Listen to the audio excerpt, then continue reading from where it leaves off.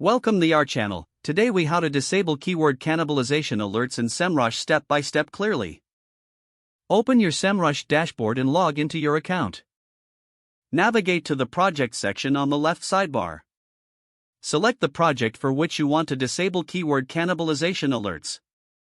Click on the On-Page SEO Checker tool in the project dashboard. Locate the Settings tab in the top right corner of the On-Page SEO Checker page. Click on the Settings tab to access the alert settings. Scroll down to the Keyword Cannibalization section. You will see an option to toggle alerts on and off. Switch the toggle to the off position to disable the alerts. Ensure the changes are saved automatically. Return to the main project dashboard to confirm the updates. The keyword cannibalization alerts are now disabled for your selected project. You have successfully completed the process. If the page does not load, refresh the browser or try again in a private or incognito window.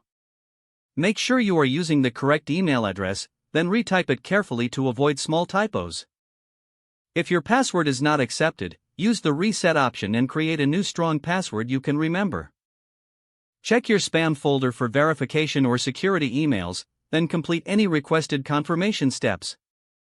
Enable two-factor authentication if available to improve account security and reduce unauthorized access risk. After signing in, review your profile details so your contact information and settings are accurate and current. If you see an error message, note it down and try again after restarting your device and internet connection. Log out when you finish, especially on shared devices, to keep your account and payment information secure. If the page does not load, refresh the browser or try again in a private or incognito window. Make sure you are using the correct email address, then retype it carefully to avoid small typos.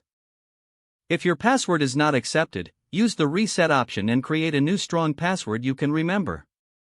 Check your spam folder for verification or security emails, then complete any requested confirmation steps. Enable two-factor authentication if available to improve account security and reduce unauthorized access risk. After signing in, review your profile details so your contact information and settings are accurate and current.